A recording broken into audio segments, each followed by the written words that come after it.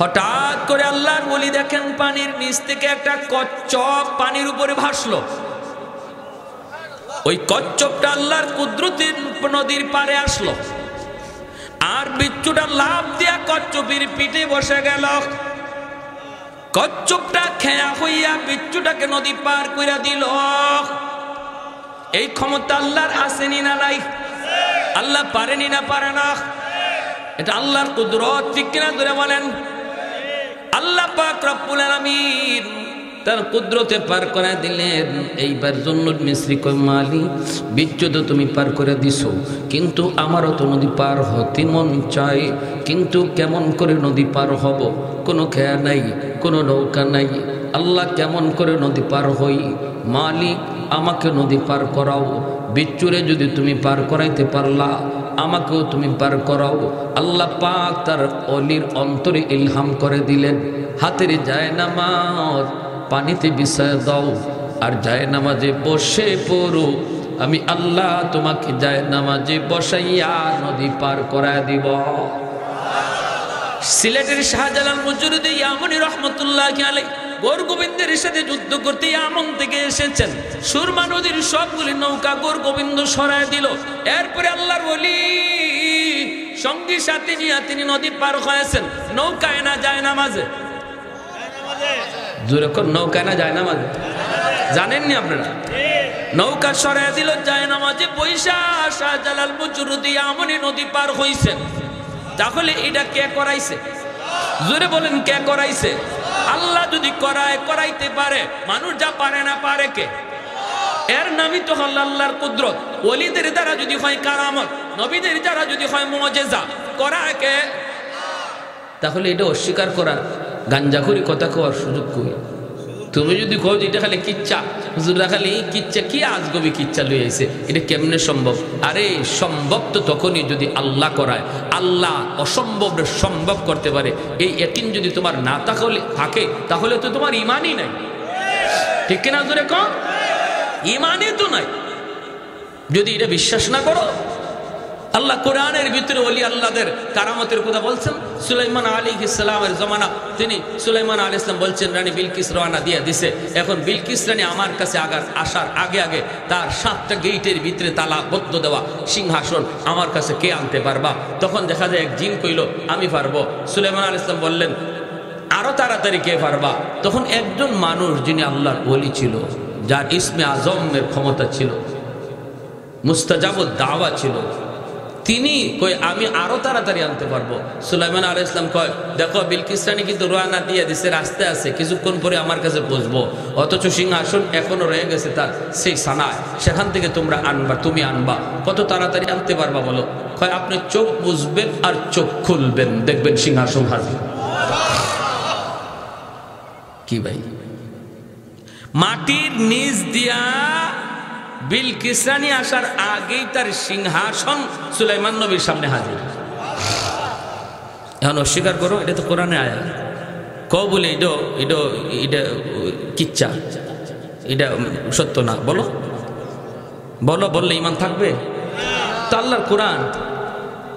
অতএব এই ধরনের কথা যারা বলে, সাবধান সাবধান, সতর্ক থাকা উচিত তাদের কাছ থেকে। আমরা বলি না কোনো ওলি তার নিজের যোগ্যতায় অসম্ভবকে সম্ভব করে। আমরা বলি ওলির দ্বারা যা অসম্ভব সম্ভব হয়, করায় কে? তাহলে এখানে তোমার ব্রেন হ্যাং মারবেই তো। আল্লাহর ক্ষমতায় যদি তোমার বুঝবার মতো জ্ঞান থাকতো, তাহলে তো তুমি হইতা। আল্লাহ পাক তো তোমার এতটুকু জ্ঞান দেয় নাই যাতে আল্লাহর কুদরত তুমি বুঝতে পারো। এখানে হ্যাং মারবে ব্রেন। এখানে যদি বেশি বাড়াবাড়ি করো, তাহলে নাস্তিকের মতো কিছুদিন পরে বলবা দেয়ার ইজ নো গড, আল্লাহ বলতে কিছু নেই, নাস্তিক হয়ে যাবে। যে বলে আমার যুক্তিতে ধরে না, যুক্তিতে ধরে না। আল্লাহ যদি আসেন তো কই আসেন? আল্লাহরে বানাইলো কে? আল্লাহর বাপকে? এই প্রশ্নগুলা কইরেই তো নাস্তিক হয়েছে, ঠিক না? এই প্রশ্নগুলা কইরেই নাস্তিকরা নাস্তিক হয়েছে। এজন্য সতর্ক আমার ভাই। জুন্নুন মিসরি রহমতুল্লাহি আলাইহি, কারামাতুল আউলিয়া হাক্কুন, এটা আহলে সুন্নাহ ওয়াল জামাতের আকীদা। আমাদের প্রত্যেকের এই ব্যাপারে বিশ্বাস আছে, ওলি আল্লাহদের কারামতের হক। এটা করায় কে? আল্লাহ। নবীদের মুআজিজা হক, নবীদের মুআজিজা ও নবীদের ক্ষমতা না, এটাও করান কে? আল্লাহ। এখন এনেকে আল্লাহ পাক কয় হাতের জায়নামাজ নদীতে বিছায় দাও। জুন্নুন মিসরি হাতের জায়নামাজ তিনি নদীতে বিছায় দিলেন। জায়নামাজে বৈশা তিনি নদী পার হয়ে গেলেন। এইবার আল্লাহর ওলি বিচ্ছুর পিছনে পিছনে দৌড়তেছেন। বিচ্ছুটা কোন দিকে যায় একটু দেখতে মন চায়, কোন দিকে যায় দেখতে একটু মন চায়। হঠাৎ করে আল্লাহর ওলি দেখেন হাওরের মাঝখানে একটা গাছ, গাছের নিচে একটা যুবক মনের আনন্দে ঘুমাইতেছে। এই যুবকের দিকে বিচ্ছুটা দ্রুত বেগে যাইতেছে। আল্লাহর ওলি জুন্নুন মিসরি ইনিও বিচ্ছুর পিছনে পিছনে আসতেছেন। কাছে আইসেই দেখেন ওই যুবক, যেই যুবক মনের আনন্দে ঘুমায়, তার চতুর্দিকে তার এই গরু ছাগলগুলি, ওই যে দুম্বা ভেড়াগুলি চতুর্পাশে, মাথার পাশে বিশাল এক সাপ ফনা ধরে আছে। ফনা যে কোনো মুহূর্তে যুবককে দংশন করবে। ওই অবস্থায় বিচ্ছুটা যাইয়ে লাফ দিয়া সাপের মাথায় বসলো, বৈশেই সাপরে কামড় দিল। মুহূর্তের ভিতরে সাপটা জাগায় মারা গেল। এইবার আল্লাহর ওলি যুবককে ঘুম থেকে উঠাইলেন। যুবক, এ যুবককে একটু উঠো, মাতার পাশে কি ঘটে গেল যুবক একটু দেখো রে। যুবক তাকে দেখে অসম্ভব আল্লাহ পাক সম্ভব করে দিয়েছে। যুবক চোখ দিয়ে পানি ধরে আল্লাহর ওলি গো কেমনে কি হলো? জুন্নুন মিসরি কয় বাবারি সাপে তোমারে কামড় দেওয়ার কথা, ওই অবস্থায় আল্লাহ নদীর ওই পার থেকে বিচ্ছু পাঠাইছি তোমাকে বাঁচানোর জন্য। সাপরে বিচ্ছুটা কামড় দিয়ে মেরে ফেললো। ও যুবক বলো না, যৌবনে তুমি কেমন করে আল্লাহরে এত খুশি করলা? যৌবনে তুমি কেমন করে আল্লাহর ওলি হইলা? কি তোমার নেকামল একটু বলো। এতটা মায়া আল্লাহ তোমারে কেমনে করলো? যুবক চোখের পানি মোছে আর কান্দে আর আল্লাহর ওলি গো, আমি হলাম একজন রাখাল, মানুষের উটরা খালি করি, দুম্বারা খালি করি। আমি হাওরে জঙ্গলে বন্দরে সর্বত্র দিন কাটায় দেই। মানুষের আমানত আমার কাছে তাকে সন্ধ্যাবেলা আমানত ফিরে দেই। কিন্তু আমার যা মনে পড়ে, আমি জঙ্গলে থাকি আর বন্দরে থাকি, যেখানেই থাকি না কেন, যখনই আজানের আওয়াজ আমার কানে আসে, সাথে সাথে জঙ্গলে থাকলে জঙ্গলেই নামাজে দাঁড়ায় যায়, হাওরে থাকলে হাওরেই নামাজে দাঁড়ায়। আমার দুনিয়ার কাজ আগে না, নামাজ আমার কাছে আগে। আল্লাহু আকবার। দুনিয়ার কাম আমার কাছে বড় নয়, নামাজ আমার কাছে বড়, আমার কাছে বড়। আর আমি যতদূর দেখলাম, আমি ঘর থেকে যখন বের হয়েছি আল্লাহর কাছে দোয়া করে বের হয়েছি, বিসমিল্লাহি তাওয়াক্কালতু আলাল্লাহ লা হাওলা ওয়ালা কুওয়াতা ইল্লা বিল্লাহিল আলিয়্যিল আযীম। ঘর থেকে বের হও যুবক, এই দোয়াটা পরে বের হও। আল্লাহ তোমার হাওলা, তোমার উপর ভরসা করে আমি বের হলাম। আল্লাহ পাক রব্বুল আলামিন কয় বান্দা, তুমি যখন আমার উপরে 100 ভরসা করো, আমি আল্লাহ তোমার সাথে 100 লেনদেন করি। আমাদের ভরসাই তো কম, ঠিক না? ভরসাই 100 আল্লাহর উপরে করতে পারি না, যার কারণে আমাদের সাথে আল্লাহ লেনদেনও কম হয়। ঘুমানোর আগে বলেছি মালিক আমি ঘুমাইবো এখানে, আমি বড় ক্লান্ত পরিশ্রান্ত, কিন্তু কেমনে ঘুমাই? ঘুমন্ত অবস্থায় যদি আমারে কোনো হিংস্র জীব জানোয়ার আঘাত করে, আক্রমণ করে, আমারে বাঁচাইব কে? কেউ নাই, আপন বলতে কেউ নাই, বন্ধু বান্ধব আত্মীয় কেউ নাই, কিন্তু আমি পরিশ্রান্ত ঘুমাবো। আল্লাহ আমি তোমার কাছে আমারে হাওলা করলাম, এই বইলে আমি ঘুমাইছিলাম। আল্লাহর ওলি জুন্নুন মিসরি যুবক, এজন্যই তোমাকে আল্লাহ পাক যৌবনে তোমার নাম অলির তালিকায় উঠে দিছি। আল্লাহর উপর ভরসা করছো তুমি 100 জন্য আল্লাহ তোমার সাথে ব্যবহারও করছে 100। এজন্যই রে যুবক, এজন্যই বলি, যত আল্লাহর ওলি হয়ে গেছেন দুনিয়াতে সবাই কিন্তু অলির খাতায় নাম লেখাইছেন যৌবনকালে। এই যৌবন কালটা তুমি পাগলামি করে কাটাইতেছ, এই যৌবন কালটা তুমি গুনার কাজে কাটাইতেছ, অথচ এই বয়সটাই ছিল তোমার আল্লাহর ওলি হওয়ার বয়স। 40টা রাত যেই রাতের অপেক্ষায় ঘুমাও নাই, দরজার পাশে দাঁড়ায় দাঁড়ায় আমার নবীর অপেক্ষা করেছ। কখন জানি আমার নবী এসে ডাক দেয়া কয়, আবু বকর উঠো, হিজরতের টাইম হয়ে গেছে। এই ডাকটা শোনার জন্য 40টা রাত তুমি ঘুমাও নাই। অবশেষে সেই রাত আসলো, তুমি আবার নবীকে নিয়ে হিজরতের উদ্দেশ্যে রওনা দিলা। যাইতে যাইতে পিছনে দুশমন তোমাদের ফলো করতেছে। সেই গারে সুর, ওই গুহার ভিতরে 3 দিন অবস্থান করেছ। এই সেই গুহা, যেই গুহা বিশাল বড় এক উঁচু পাহাড়ের উপরে। এত বড় উঁচু পাহাড়, আজও যারা মক্কা মদিনা গেছেন, মক্কা শরীফ যারা গেছেন, আপনাকে যখন ভ্রমণে বের করে ওই গর্ত দেখায়, ওই গুহাটা দেখায়, গারে সুর, কয়জন আছে ওই পাহাড়ের উপরে উঠবে? অনেকের সাহস দেয় না। অথচ ওই সময় তো কোনো রাস্তাও ছিল না, পাহাড় বেয়ে ওই গুহা পর্যন্ত বসতে হয়েছে। এখন তো সৌদি সরকার ঘুরায় ঘুরে অনেক রাস্তা করেছে, এই রাস্তা দিয়ে এখনো অনেক মানুষ সাহস করে না।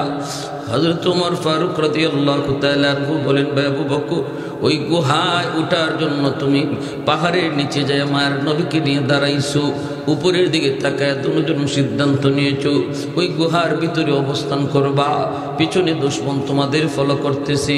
কিন্তু সেই পাহাড় আমার মায়ার নবীকে তুমি বাইতে দাও নাই রে, তুমি নিজে পাহাড় বায়া বায়া উঠছো আমার নবীরে নিজের কান্দে লইয়া। রহমতের নবীরে নিজের কান্দে উঠাইছিলা, আর নিজে বায়া বায়া পাহাড় বায়া ওই গুহার কিনারায় যায় গেছো, যে নবীকে বলছো, নবী গো আপনি গুহার মুখে দাঁড়ান, আপনি আগে গুহায় ঢুকেন না গো নবী, আমি একটু আগে গুহার ভিতরে ঢুকে দেখি গুহাটা নিরাপদ কিনা, নাকি আবার কোনো হিংস্র জীব জানোয়ার আছে। যদি কোনো হিংস্র জীব জানোয়ার আমি আবু বকরের ক্ষতি করে, এতে উম্মতের এত ক্ষতি হবে না, কিন্তু আপনার যদি কোনো ক্ষতি হয়ে যায় গো নবী, উম্মত কোনোদিন ক্ষতিপূরণ দিতে পারবে না। দাঁড়ান, আমার মায়ার নবীরে তুমি এই জায়গায় দাঁড় করাইয়া নিজে গুহার ভিতরে আগে ঢুকছো, নিজে গুহার ভিতরে ঢুকছো, ঢুকে তুমি যতগুলি গর্ত ছিল সবগুলি গর্তের মুখ ফাগড়ি ছিঁড়ে ছিঁড়ে গর্তের মুখগুলা বন্ধ করেছ। একটা গর্তের মুখ বন্ধ করার মতো কাপড় তোমার কাছে ছিল না, নিজের পা দিয়া ওই গর্তের মুখটা তুমি আটকায় রাখছো। যদি এই গর্তের ভিতরে কোনো বিষাক্ত সাপ থাকে, আমি আবু বকরকে দংশন করে করুক, কিন্তু আমার মায়ার নবীর যেন ক্ষতি না হয়। এরপরে আমার নবীরে তুমি গুহার ভিতরে ঢুকাইছো। ওই দিন তোমার ঘুমের প্রয়োজনটা বেশি দরকার ছিল, কারণ 40টা রাত তুমি ঘুমাও নাই, কিন্তু নিজে না ঘুমাইয়া গুহার ভিতরে আমার মায়ার নবীরে ঘুম পাড়াইছো।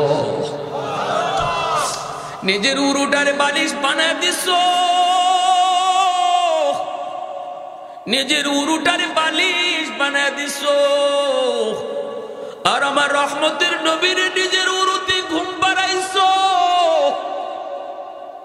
বিষাক্ত সাপ তোমার পায়ে কামড় দিল, বিষের যন্ত্রণায় তুমি ছটফট, বিষের যন্ত্রণায় তুমি অস্থির, হজম করেছো, যন্ত্রণা তুমি হজম করেছো, চেহারা তোমার কালো হয়ে গেছে, বডি তোমার কালো হয়ে গেছে, কিন্তু বডি তুমি নাড়াচাড়া করো না, যন্ত্রণায় তুমি অস্থির, কিন্তু বডি নাড়াও না, কারণ বডি যদি নাড়াও আমার মায়ার নবীর ঘুম ভেঙে যাবে।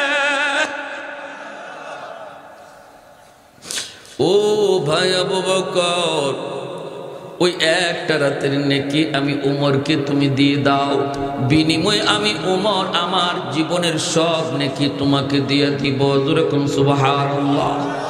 सिद्दीक तेरा नाम से इस्लाम रहेगा, सिद्दीक तेरा नाम से इस्लाम रहेगा, दुनिया की सदाकत में तेरा नाम रहेगा, दुनिया की सदाकत में तेरा नाम रहेगा, फारूक तेरा नाम से इस्लाम रहेगा, दुनिया की अदालत में तेरा नाम रहेगा, उस्मान तेरा नाम से इस्लाम रहेगा, दुनिया की सखावत में तेरा नाम रहेगा, हैदार तेरा नाम से इस्लाम रहेगा। दुनिया की शजाअत में तेरा नाम रहेगा, मुआविया तेरा नाम से इस्लाम रहेगा। दुनिया की सियासत में तेरा नाम रहेगा। जोरे शोरे बोली अल्लाहु আকবার। সিদ্দিক আকবর বলেন, ভাই উমর, যদি তুমি ওই রাতের নেকি চাও তাহলে আমি আবু বকর নিজেও তো জানি না এই রাতে আমার কেমন নেকি হয়েছে, তোমাকে আমি দিব কি দেব না, টকব কি জিতব, এটা তো আমি নিজেও বুঝতেছি না। চলো আমরা দুজন আল্লাহর নবীর কাছে যাই, যাই নবীকে জিজ্ঞেস করি ওই রাতে আমার কি পরিমাণ নেকি হয়েছে। দুজন চলে আসলেন মায়ার নবীর কাছে। আল্লাহর নবী বলতেছেন, কি ব্যাপার? দুজন হাজির, ঘটনা কি? সিদ্দিক আকবর বলেন, ইয়া রাসূলুল্লাহ, নবী গো, সমস্যায় পড়ে এসেছি। আবু বকর বলেন, ইয়া রাসূলুল্লাহ, উমর তার জীবনের সব নেকি আমাকে দিতে চায়, বিনিময়ে আমার কাছে এক রাতের নেকি চায়, এক রাতের নেকি চায়। আমি ওই রাতে কেমন নেকি হয়েছে জানি না গো নবী, আমি নিজেও জানি না। আমরা দুজন আপনার কাছে জানতে এসেছি ওই রাতে আমার কি পরিমাণ নেকি হয়েছে। আল্লাহর নবী বলেন, আবু বকর কোন রাতের কথা বলছো? তখনই সিদ্দিক আকবর কই, নবী গো, ওই রাত হলো আপনার সাথে হিজরতের রাত। আল্লাহ নবী বলে, আবু বকর বদলাবা কি বদলাবা না আমি নবী জানি না, আমি কোনো মত দিব না, আমি বলবো না বদলাও, বলবো না বদলাও না, একটা বলবো না। কারণ দুজন মায়ার নবীর মহব্বতের নবীর বন্ধু, নবীর শ্বশুর, একজন নবীর ডান হাত আর একজন নবীর বাম হাত, ঠিক কিনা করে বলেন? আজও আমার নবী দুই বন্ধুকে নিয়ে মদিনার রওজায়ে আতহারে দুই বন্ধুরে পাশে নিয়েই শুয়ে আছেন। দুই বন্ধুরে পাশে নিয়েই মায়ার নবী চিরনিদ্রায় শুয়ে আছেন। এত মায়ার দুই বন্ধু, কে খুশি হয় আবার কে নারাজ হয়। এজন্য নবী কয়, আমি জানি না, আমি কোনো মত দিব না, আমি কোনো মত দিব না, তবে আমি যেটা জানতে চেয়েছো এটা বলতে পারে আবু বকর, ওই রাতে তোমার কি পরিমাণ নেকি হয়েছে এটা তোমাকে আমি জানাইতে পারবো, বাকি বদলানো না বদলানো সেটা তোমাদের ইচ্ছা।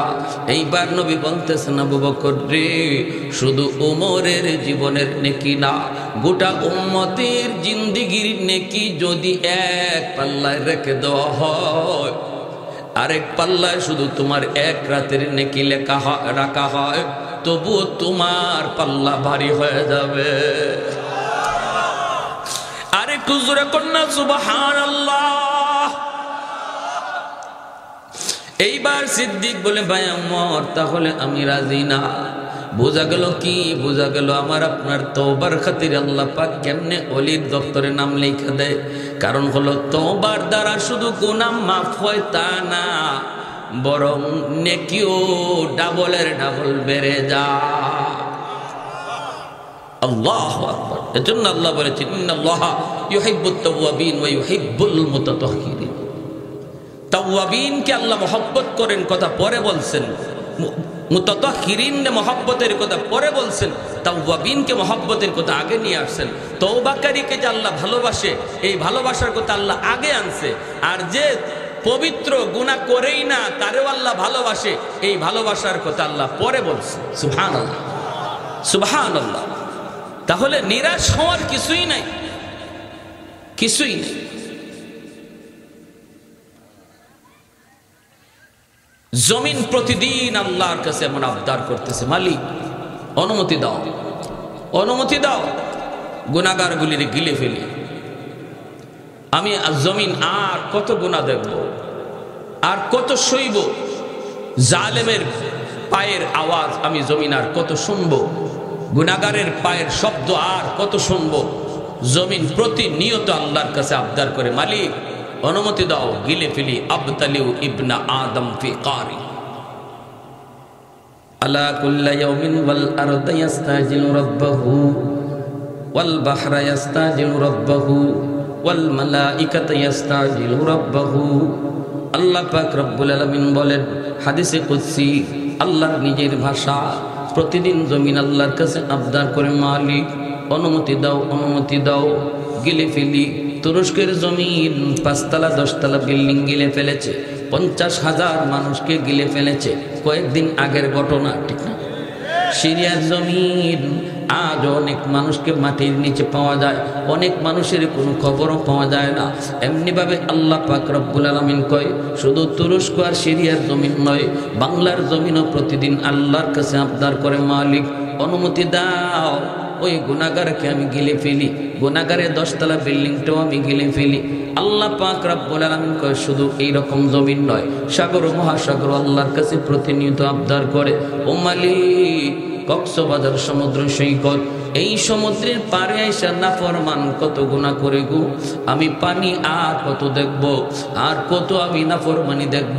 আল্লাহ ওই নাফরমানগুলি তোমার জমিনে নাপাক বানায় ফেলাইছে, আমাকে একটু সুযোগ তুমি দিবানি, আমি পানি এই জমিনটারে পাক বানায় দেব, পাক বানায় দেব। আল্লাহ পাক রব্বুল আলামিন কয়, জমিন থাম থাম, আমি আল্লাহ দেখতেছি, তোমরা যারা এই জমিন ধ্বংস করে দিতে চাও, আমি আল্লাহ দেখি এই জমিনে কেমন অন্যায় হয়, কেমন অত্যাচার হয়, কেমন জুলুম হয়, আমি আল্লাহ দেখি এই জমিনে কেমন গুনাহ হয়, কেমন জুলুম হয়, আমার নবীর নায়েব রাসূলদের সাথে কেমন আচরণ হয়, আমি আল্লাহ দেখি। এরপরও কেন ধরি না জানোনি, কারণ এই মানুষকে আমি আল্লাহ বড় আদর করে বানাইছি।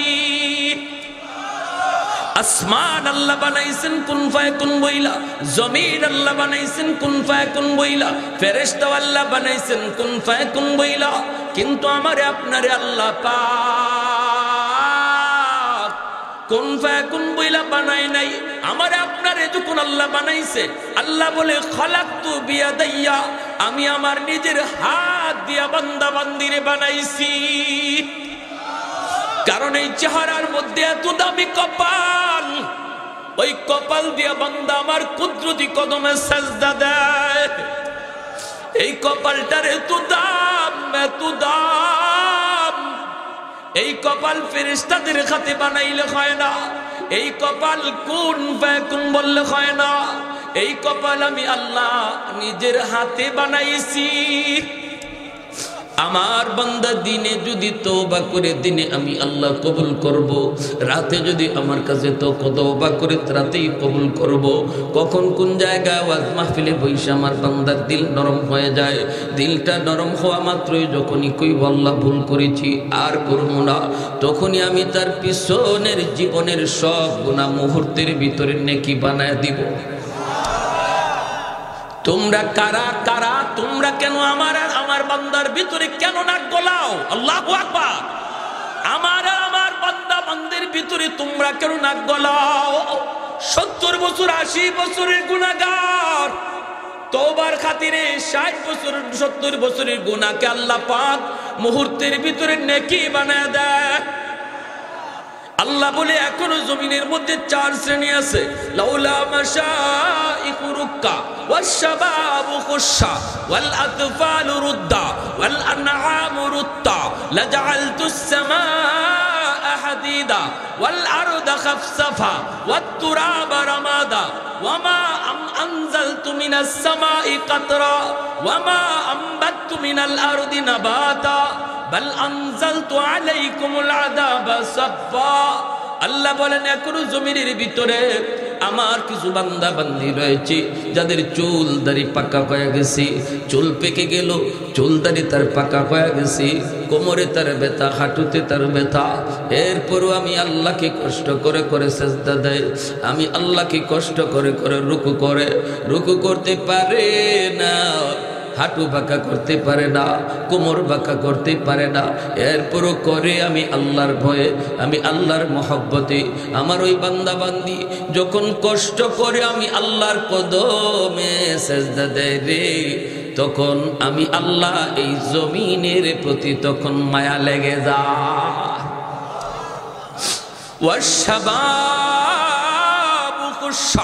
আল্লাহ বলেন এখনো জমিনের মধ্যে এমন কিছু যুবক, এমন কিছু যুবক রয়েছে যৌবনের পাগলামি করে না, যৌবনে আমি আল্লাহকে ডাকে, যৌবনে গুনার কাজে যায় না, যৌবনে গানের আসরে যায় না, যৌবনে যাত্রার প্যান্ডেল করে না, অথচ তার যৌবনের চাহিদা ছিল গুনাহ করা।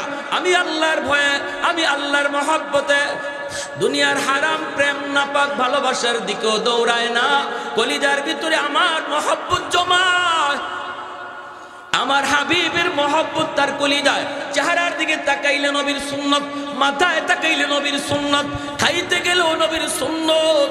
তার দিকে তাকাইলে ওই যুবকের কলিজার দিকে যখন আমি আল্লাহ তাকাই আর দেখি আমার ভয়ে বান্দা গুনাহ থেকে নিজের বাঁচাইতেছে, তখন তার দিকে তাকাইলেও জমিনের প্রতি আমার মায়া লেগে যায়। 3 নম্বরে আল্লাহ পাক রব্বুল আলামিন বলেন ওয়াল আতফালু রুদ্দাহ।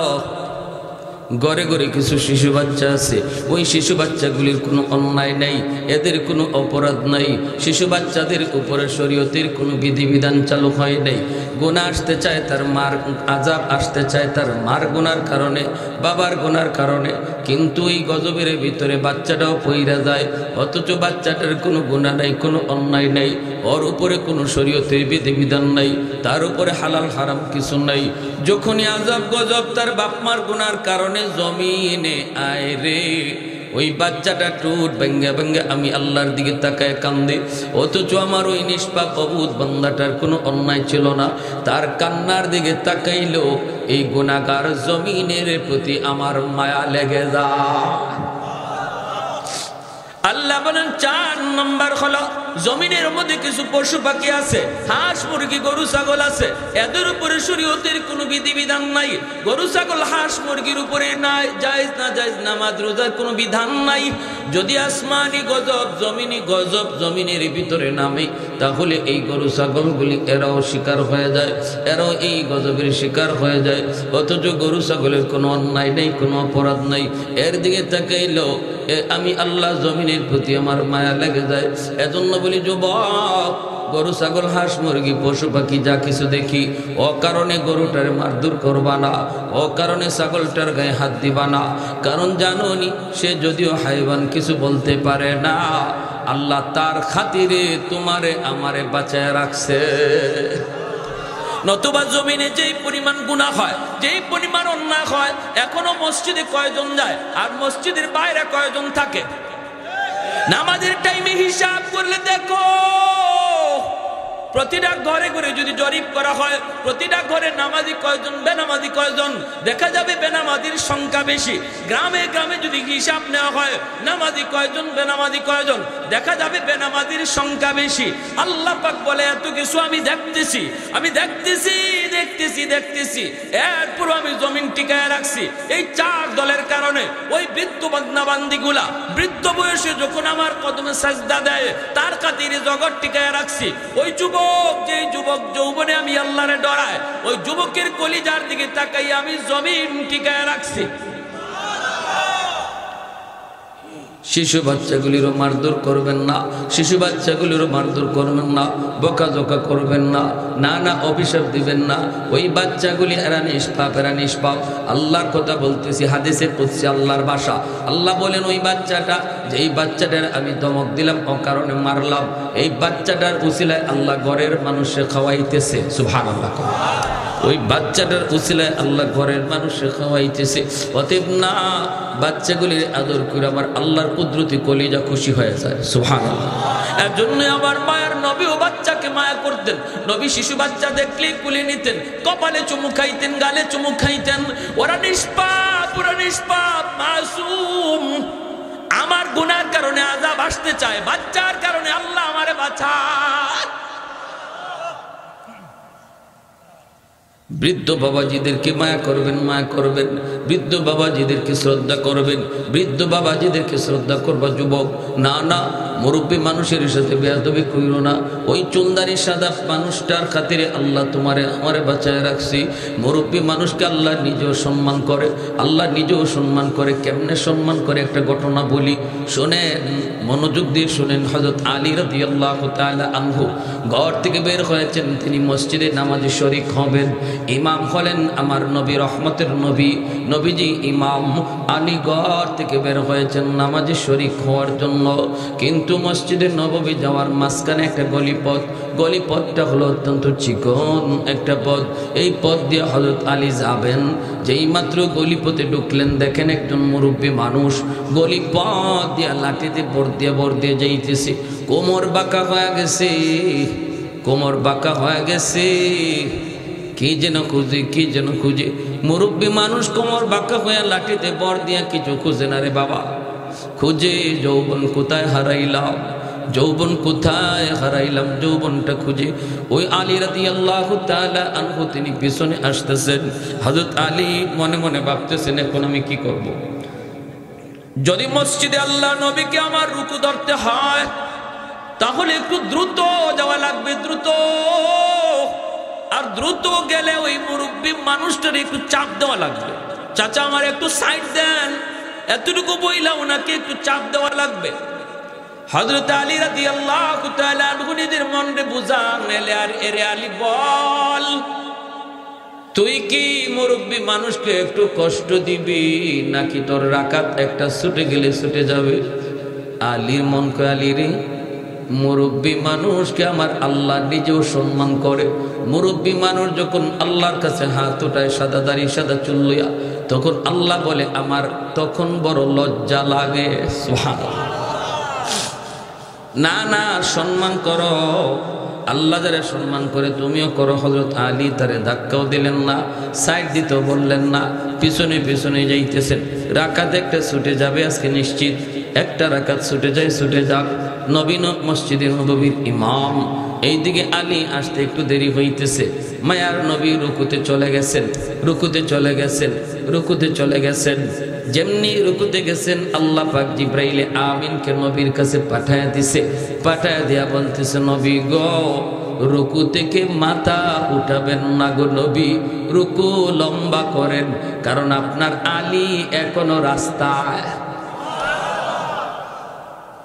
সুবহানাল্লাহ। ওগো নবী, রুকু থেকে মাথা উঠেন না, কারণ আপনার আলী এখনো রাস্তায়, জামাত পায় নাই। আমি জিব্রাইল যখন বলবো তখন মাথা উঠাবেন। আল্লাহ নবী রুকু লম্বা করা শুরু করলেন। নামাজে নবী আর কোনো প্রশ্ন করলেন না। আলী রাদিয়াল্লাহু তাআলা আনহু যখন রুকুতে নবীরে পাইলেন, তখন জিব্রাইল কয় নবী গো, এইবার দয়া করে মাথা উঠান, আপনার আলী আপনার রুকুতে পায়া গেছে।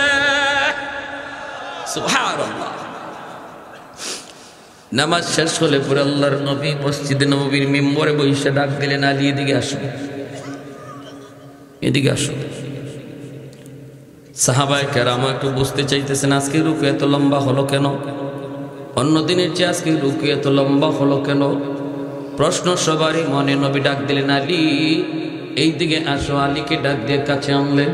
আই সেই মায়ার নবী বলতেছেন, আলী আজকে নামাজে আসতে দেরি হলো কেন? হযরত আলী রাদিয়াল্লাহু তাআলা আনহু বলেন, নবী গো, কই বেশি দেরি হয় নাই, আমি তো আপনাকে রুকুতে পাইছি। আল্লাহ নবী কয়, আলী কেমনে পাইছো? হুশ নাই, হুশ থাকার কথাও না রে। তোমার রুকু পাওয়ার জন্য আল্লাহ পাক আমাকে রুকুতে হ্যাং করে রাখছে। সুবহানাল্লাহ। আমারে আল্লাহ পাক রুকুতে আটকায় রাখছে যেন তুমি রুকু পাও। হযরত আলী অবাক হয়ে গেলেন, ইয়া রাসূলুল্লাহ, এত কিছু ঘটে গেছে আমি বুঝি নাই গো নবী। আল্লাহ নবী কই, বুঝতে হবে না, আগে বলো কি হয়েছে, রাস্তা কি হয়েছে কও। হযরত আলী বিস্তারিত বলার পর মায়ের নবীর চোখ দিয়ে দর দর করে পানি পড়ে। আর নবী কয়, আলী রে, একজন মুরব্বীর সম্মান করার কারণে আল্লাহ পাক তোমারে কি পরিমাণ সম্মানী বানাইছে দেখো। এ যুবক, আজকে মুরব্বীর দিকে তুমি চোখ লাল করে তাকাও কোনো কারণে, সাবধান। চুলদারি সাদা মানুষগুলো আল্লাহর কাছে বড় দামি, বড় দামি, বড় দামি। না, বেয়াদবি করবা না। বাপ মা শুধু বেয়াদবি করবা না, কারণ মা বাবার দোয়ার দ্বারা আল্লাহ তোমার ভবিষ্যৎ আলোকিত করবে। বাপ মার বদদোয়া থাকলে ভবিষ্যৎ আল্লাহ অন্ধকার করে দিবে, অন্ধকার। যেই সন্তানের উপরে তার বাপ মার দোয়া থাকবে, আল্লাহ পাক রব্বুল আলামিন তার সামনের জীবনের সমস্ত পথ আসান করে দিবে। 1 নম্বর আল্লাহ হায়াতে বরকত দেয়, 2 নম্বর আল্লাহ পাক রব্বুল আলামিন তার রিজিকে বরকত দেয়, 3 নম্বর আল্লাহ পাক তার সন্তানগুলিকে নেককার সন্তান বানায়। আল্লাহু আকবার। ঘরে যে একজন বৃদ্ধ মা, বৃদ্ধ বাবা, আব্দুল কাদের জিলানী, মঈনুদ্দিন চিশতি তোমার জন্য এক জায়গায় বৈশা দোয়া উঠাইছে, হাত উঠাইছে। নবী বলে তাদের দোয়া কবুল হবে কি হবে না কোনো গ্যারান্টি নাই, কিন্তু তোমার আব্বা, কিন্তু তোমার আম্মা যদি তোমার জন্য হাত উঠায়, মায়ার নবী বলতেছেন এই দোয়া কবুল হবে, এটা 100% গ্যারান্টি। সালাসাতুন দাওয়াতুম মুস্তাজাবাতুন লা শাক্কা ফীহ, দাওয়াতুল মাজলুম, দাওয়াতুল মুসাফির ও দাওয়াতুল ওয়ালিদ আলা ওয়ালাদিহি। এজন্য রে যুবক, দুনিয়ার মানুষ তোমারে ভালো জানে, বাপ মা তোমারে খারাপ জানে। আল্লাহ বলে আমিও তোরে খারাপ জানি। বাপ মা যদি তোমারে ভালো জানে, আল্লাহ বলে আমিও তোমারে ভালো জানি। রিদার রাব্বি ফি রিদাল ওয়ালিদাইন ওয়া সাকাতুর রাব্বি ফি সাকাতিল ওয়ালিদাইন। এজন্য যুবক, যৌবন কালটা হলো তোমার আল্লাহকে খুশি করার বয়স। যুবক, যৌবন কালটা হলো আল্লাহর ওলি হওয়ার বয়স, তোমার আল্লাহর ওলি হওয়ার বয়স। এজন্যই তো জুন্নুন মিসরি রহমাতুল্লাহি আলাইহি তিনি নদীর কিনারা দিয়ে হাঁটতেছেন। একটা যুবক দেখেন আল্লাহর কেমনে ওলি হইয়া কেমনে বিপদ থেকে আল্লাহ তারে বাঁচাইছে যৌবন কালে। জুন্নুন মিসরি আল্লাহর বহুত বড় একজন ওলি, নদীর কিনারা দিয়ে তিনি হাঁটতেছেন। অসুবিধা হইতেছে আপনাদের? চলবে ভাই বোন, চলবে? মনোযোগ কার কার আছে একটু হাত উঠে আল্লাহকে। আল্লাহ তুমি কবুল করো, জোরে বলি আমিন। কি ভাই? হ্যাঁ, ভুলটা যদি বুঝালাই, আল্লাহ যা করেছি ভুল করেছি, এতটুকুই যথেষ্ট। দিলে দিলে কাউরে শোনাইতে হবে না। এখানে বসে আমরা যারা আছি, পিছনের কথাগুলা আল্লাহর কাছে দিলে দিয়ে বলবো, আল্লাহ যা করেছি ভুল করেছি। সামনে আসতেছে রমজান, আল্লাহ অনেক রোজা আগে ছাড়ছি, আর একটা রোজাও ছাড়তে আমি রাজি না। আল্লাহ আমাকে পরিপূর্ণ রোজাগুলি রাখার তৌফিক দিও। আল্লাহ আমার পিছনের সব গুনার ব্যাপারে আমি তোমার কাছে তওবা করলাম। এতটুকু কথা দিলে দিলে কারা কারা বলতে রাজি আল্লাহরে দেখা। আল্লাহ তুমি কবুল করো, মঞ্জুর করো। সবাই বলি আমিন। আর একটু জোরে বলি আমিন, আরো জোরে বলি আমিন। আল্লাহ আমরা আর মা বাবারে কষ্ট দিব না। আল্লাহ আমরা আর বাপ মারে কষ্ট দিব না, মা বাবার অমান্য হব না। আয় আল্লাহ মুরব্বীদের সাথে আর বেয়াদবি করব না। আল্লাহ তোমার ঘর মসজিদে 5 ওয়াক্ত নামাজ পড়ব, রমজানের রোজাগুলি রাখবো, পাক্কা ইরাদা আমরা করতেছি। আল্লাহ আমাদের পিছনের সব গুনাহ মাফ করো। সবাই কোন আমিন, আরো জোরে বলেন আমিন। আজকের মাহফিলকে আল্লাহ কবুল করুন, আজকের এই আয়োজনকে আল্লাহ